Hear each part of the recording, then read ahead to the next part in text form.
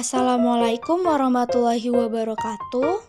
Halo teman-teman, saya perwakilan dari kelompok 3 akan menjelaskan materi mengenai ketidakseimbangan ekosistem gunung meletus. Yang pertama ada definisi. Apa sih definisi dari ketidakseimbangan ekosistem? Nah, berikut ini penjelasannya. Ketidakseimbangan ekosistem adalah perubahan menuju arah negatif atau kerusakan yang terjadi akibat gangguan-gangguan ekologis. Gangguan tersebut dapat terjadi secara alami atau akibat perbuatan manusia. Contohnya, dari alam yaitu gempa bumi, angin puting beliung, gunung meletus, dan tsunami.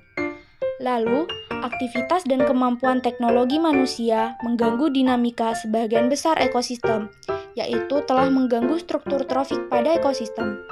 Dengan terganggunya salah satu tingkat trofik, sangat mengganggu ketidakseimbangan tingkat trofik lainnya di dalam ekosistem tersebut. Yang kedua, mekanisme terjadinya ketidakseimbangan ekosistem. Keseimbangan ekosistem sangat diperlukan agar semua makhluk hidup bisa hidup dengan baik. Kalau keseimbangan ekosistem terganggu, akan ada beberapa dampak buruk yang terjadi. Misal saja, punahnya suatu spesies, kelaparan, dan sebagainya. Apa saja faktor yang bisa mengganggu keseimbangan ekosistem? Faktor yang bisa mengganggu keseimbangan ekosistem dibagi menjadi dua, yaitu faktor alam dan ulah manusia. Faktor alam seperti gempa bumi, gunung meletus, tsunami, dan jatuhnya benda langit yang tidak bisa diprediksi. Selain itu, faktor alam ini nantinya juga bisa memberi keuntungan jangka panjang pada ekosistem. Penyebab perubahan ekosistem secara alami adalah perubahan ekosistem akibat bencana alam seperti gunung meletus. Jika gunung berapi meletus, hutan dan lahan pertanian di sekitar gunung akan terkena erupsi, dan lava yang menyebabkan populasi tumbuhan dan hewan berkurang drastis.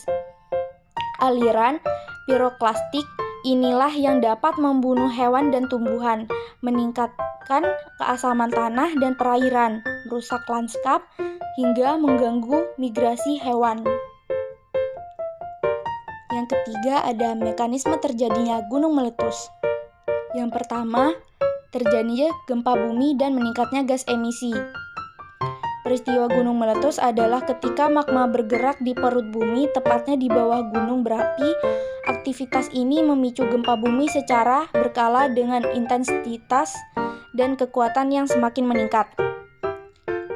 Berikutnya ada keluarnya abu dan uap panas. Proses gunung meletus selanjutnya ialah keluar abu dan uap air melewati lubang atau celah di gunung yang telah terbuka. Yang ketiga ada magma didorong gas bertekanan tinggi. Proses terjadinya gunung meletus ini akibat adanya magma yang telah terdorong oleh gas yang bertekanan tinggi. Magma yang mengandung gas ini kemudian akan terdorong sedikit demi sedikit ke permukaan bumi. Yang keempat, ada pembentukan kubah lava. Tahap yang terakhir ini, erupsi Gunung Merapi, yakni pembentukan kubah lava atau disebut sebagai lava dome. Kubah lava dapat terbentuk karena magma yang mengalir di permukaan mengalami penurunan tekanan. Selain itu, suhu yang membeku membantu pembentukan suatu bentuk seperti kubah.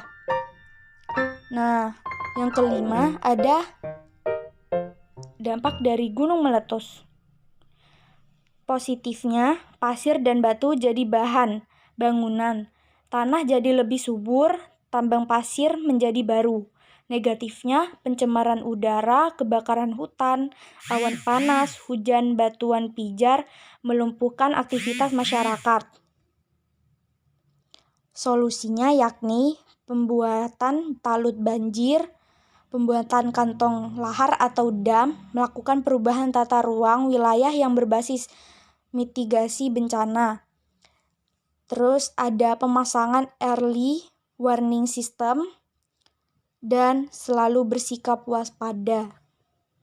Baik teman-teman, itu saja penjelasan dari saya sebagai perwakilan dari kelompok 3. Sekian dari saya. Wassalamualaikum warahmatullahi wabarakatuh.